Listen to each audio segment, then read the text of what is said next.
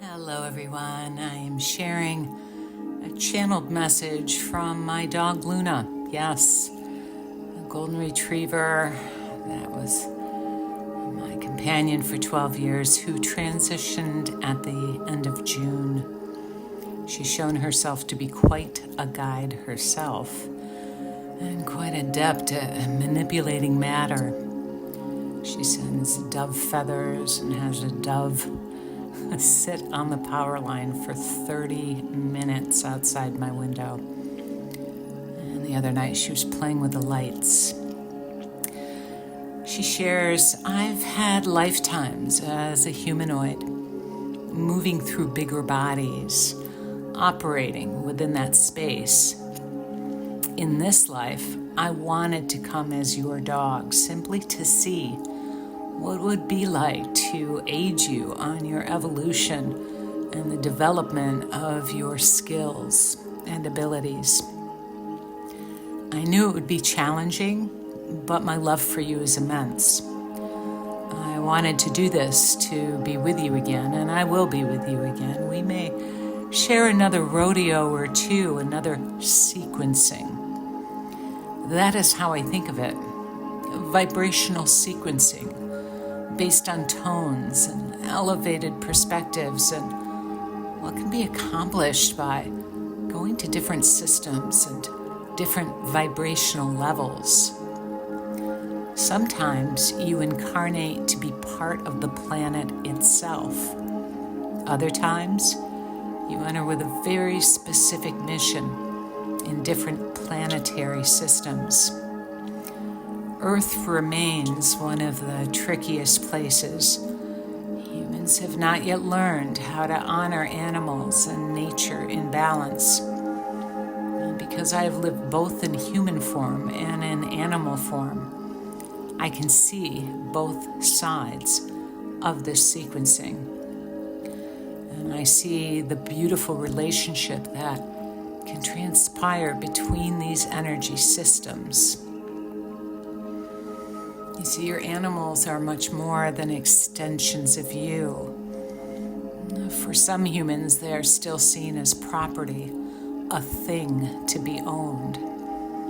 Yet within them lies a consciousness, far more expansive in many cases than humans can imagine.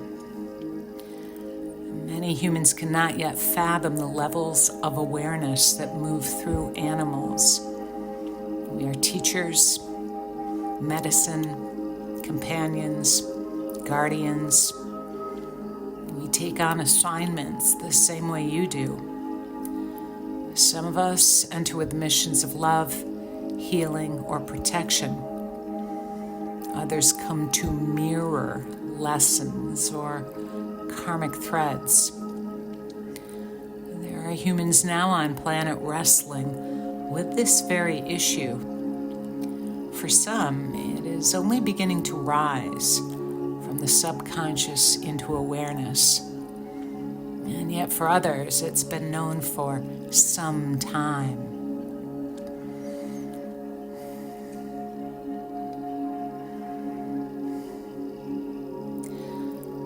And you feel this, your heart clenching, the sadness moving through you.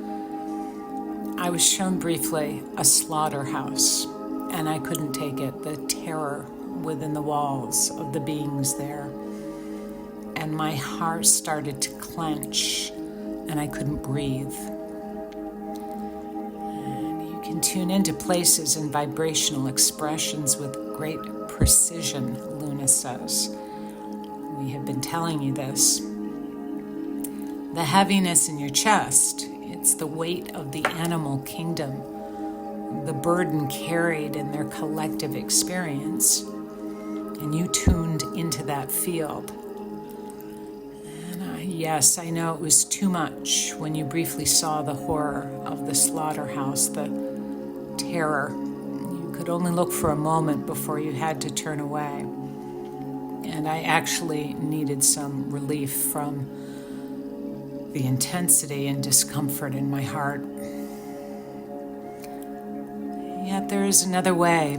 Remember the indigenous peoples who, with and thank the animal for their sacrifice and who prayed for the soul's journey home. That reverence is the balance Earth has not yet fully remembered. So breathe, rise, filter yourself. We ask you only to witness to the truth and to then hold the higher tone. This consciousness is rising up from the memory banks of many a human on planet, and we are grateful for this. And just a personal note, when I see